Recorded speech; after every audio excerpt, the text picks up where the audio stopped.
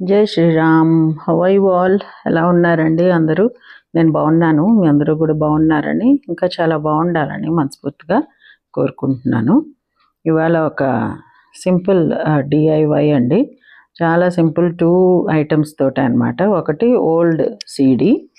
ఒకవేళ సీడీ మన దగ్గర లేకపోతే పాతది ఈ అట్ట కార్డ్బోర్డ్ది మనకు కావాల్సిన సైజులో రౌండ్గా కట్ చేసుకుని, కొంచెం థిక్ కావాలంటే 2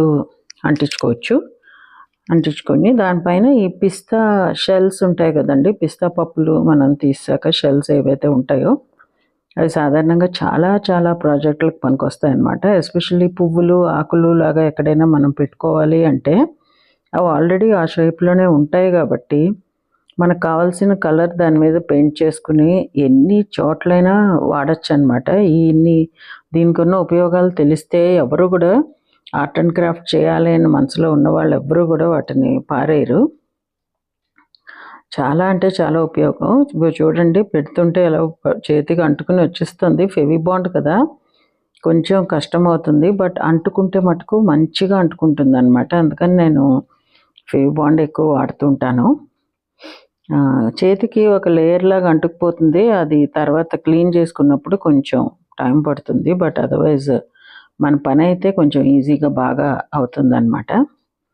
ఫెవికాల్ తోటి ఎందుకో అంత ఎక్కువగా అంటుకోదు. ఫెవికాల్ అన్ని సర్ఫేసుల మీద అంటుకోదు. అందుకని ఫెవి బాండ్ అయితేనే మనకి బాగా ఉపయోగం అండి. లేకపోతే గ్లూ స్టిక్స్ వస్తాయి కదా, గ్లూ గన్ తోటి అది కూడా చేయొచ్చు. అది చేయాలంటే ఏంటంటే పవర్ సప్లైకి దగ్గరగా కూర్చొని చేయాలి. నా దగ్గర గ్లూ గన్ కూడా ఉంది, కానీ అదంత ఎక్కువ నేను ఉపయోగించను. ఒకప్పుడు పెద్ద పెద్ద ప్రాజెక్టులు చేసినప్పుడు వాడాము. ఇప్పుడు ఈ ఫెవి బాండ్ అప్పుడు నాకు తెలీదు. ఈ ఫెవి బాండ్ తెలిసిన తర్వాత మటుకు ఇవే వాడుతున్నాం అన్నమాట ఎక్కువ. ముందు ఒక లైన్ లాగా సీడీకి ఎడ్జ్కి రాశాను, కానీ ఇవన్నీ అంటించే లోపల అది ఆరిపోయింది. తొందరగా ఆరిపోతుంది ఇది ఫెవి బాండ్. సో మళ్ళీ అంటుకోవట్లేదేమో సరిగ్గా అని చెప్పి అనిపించింది అనమాట. అందుకే మళ్ళీ ఒక్కొక్క దానికి ఇండివిజువల్గా కొంచెం కొంచెం ఫెవి బాండ్ అంటించి పెట్టాను. బట్ ఇది ఎంత సింపుల్ ప్రాజెక్ట్ అంటే నేను ఎందుకు ఇన్నాళ్ళు చేయలేదు అని ఇవాళ ఇది అయిపోయిన తర్వాత అనుకుంటున్నా. ఎప్పటి నుంచో ఉందన్నమాట నా మనసులో ఇది చేయాలని, బట్ ఎందుకో అలా నెగ్లెక్ట్ చేస్తూ వచ్చాను. ఇవాళైతే కొన్ని చాలా సింపుల్ అయినా కూడా ఎంత సాటిస్ఫాక్టరీగా అనిపిస్తాయంటే చాలా హ్యాపీగా అనిపించింది నాకు. ఏ విధమైన కష్టాలు ఎక్కువ పడలేదు. సింపుల్గా అలా చేసుకుంటూ వెళ్ళిపోయాను. తర్వాత ఏమో నా దగ్గర ఆల్రెడీ స్ప్రే ఉందన్నమాట, సిల్వర్ కలర్ది. అదే స్ప్రే చేయాలని అనుకున్నాను. ఒకవేళ స్ప్రే లేకపోతే ఇలా న్యాచురల్గా కూడా ఉంచేసుకోవచ్చు అండి, అదేం పెద్ద ప్రాబ్లం లేదు. మీరు అంతా అయిపోయి చూస్తారు కదా ఎంత క్యూట్గా ఉందో. అందుకని అది క్యూట్నెస్ ఓవర్లోడెడ్ అనమాట యాక్చువల్లీ. సో కలర్ తోటి మీకేం అనిపించదు, అది మామూలుగా న్యాచురల్ కలర్లో ఉన్నా కూడా మనకి బాగానే ఉంటుంది డెకరేషన్కి.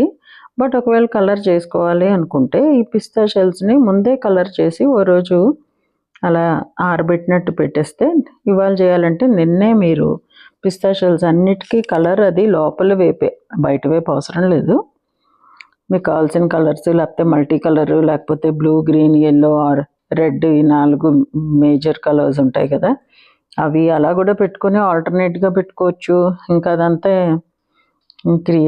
క్రియేటివిటీకి ఇంకేముంది లిమిట్స్, అలా కూడా చేసుకోవచ్చు అండి. నా దగ్గర స్ప్రే పెయింట్ ఉంది కాబట్టి నేను అదే చేయాలని అనుకున్నాను. ఆ పాడైపోయి ఆ స్ప్రే విసిరేసే లోపు ఇంకా కొంచెం ఉండిపోయింది. లాస్ట్ ఇయర్ వరలక్ష్మి వ్రతానికి 5 ఎన్నో తెప్పించాం, 4:30 వరకు అయిపోయి ఇంకా కొంచెం ఉందన్నమాట.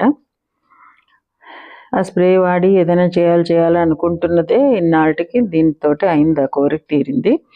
మీకు అవుటర్ లైన్ ఒకటే నేను క్లియర్గా చూపిస్తున్నాను. ఆ తర్వాత ఈ మధ్యలో సెంటర్ పార్ట్ ఉంది చూడండి, సర్కిల్ లాగా, అక్కడి నుంచి అంటించుకుంటూ వచ్చాను అనమాట. అవి లైన్లో అంటించేసి అప్పుడు పై లైన్కి ఈ సెంటర్ పార్ట్లోనూ అంటించిన తర్వాత మనకి మధ్యలో ఇంకా కొంత గ్యాప్ వస్తుంది కదా, అవి ఫిల్ చేసుకుంటూ వెళ్ళిపోయాను అనమాట.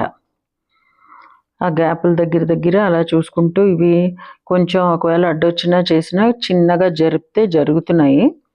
సో అలా అలా అలా అలా అడ్జస్ట్ చేసుకుంటూ వెళ్ళిపోయాను. ఒక్కటే మీరు చూడాల్సింది ఏంటి అంటే బేస్ ఏమో అంటుకుని ఉండాలి. ఈ ఎడ్జ్ అయితే మన వైపు ఏదైతే కనబడుతుందో పిస్తాషల్ది అది కొంచెం పైకి లేచినట్టుగా రావాలి.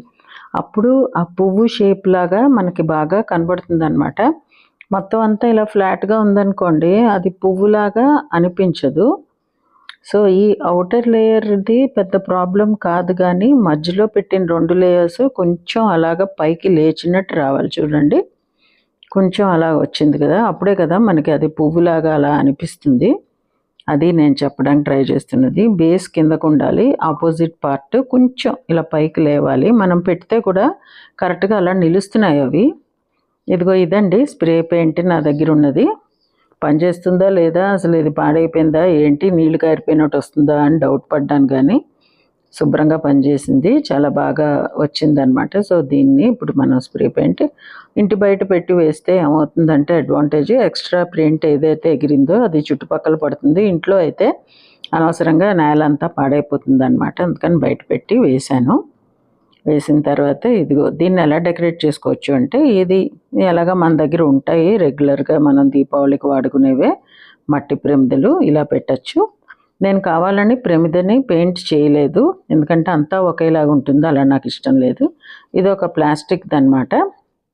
ఇందులో కూడా ఒత్తి వేసుకోవచ్చు. సో ఇది నేను వాడింది ఇది వరకు ఈ పద్ధతి చేసుకోవచ్చు. లేకపోతే ఇలా వ్యాక్స్ క్యాండిల్ కూడా పెట్టుకోవచ్చు. మన ఇష్టం మనం ఎలా కావాలంటే దాన్ని అలా డెకరేట్ చేసుకోవచ్చు.